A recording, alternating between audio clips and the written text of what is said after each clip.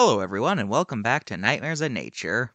As always, I'm your host, Mr. G. Today, we're gonna say meow to those famous swamp fish, or something like that. What does say meow even mean? That was a terrible pun. Anyway, this is the catfish, order Siluriformes. Named after the whiskers on their face, they're mostly a freshwater group with only a very few amount living in the ocean. Catfish are bottom feeders, spending their day on the sand using their whiskers to find stuff hidden in the dirt. When they find something, they'll eat it. Catfish range in size from the tiny glass catfish, which is only a few inches long and is also see through, to the massive Wells catfish, which can grow up to 10 feet in length. A catfish's main defense mechanism is the spikes they have on their bodies. They're very sharp, and in some species, they're actually venomous. Some catfish even have electricity, which makes sense when you remember they're related to the electric eel.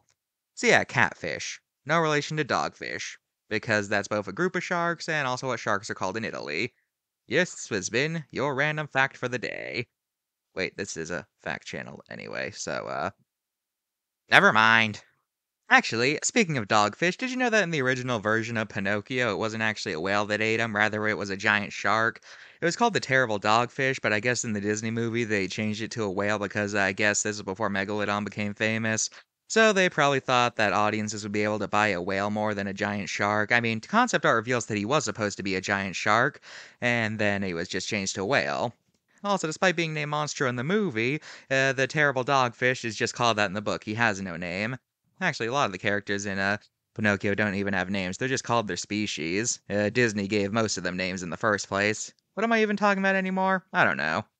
Hard time.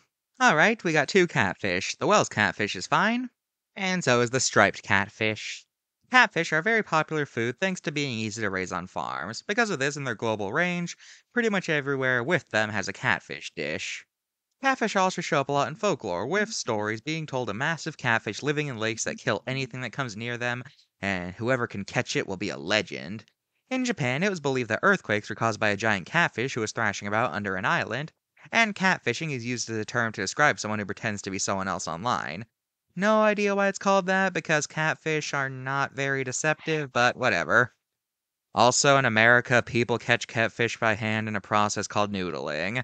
They put their arms in the water to look for catfish dens in order to catch them. And why, yes, this has led to many injuries and amputations.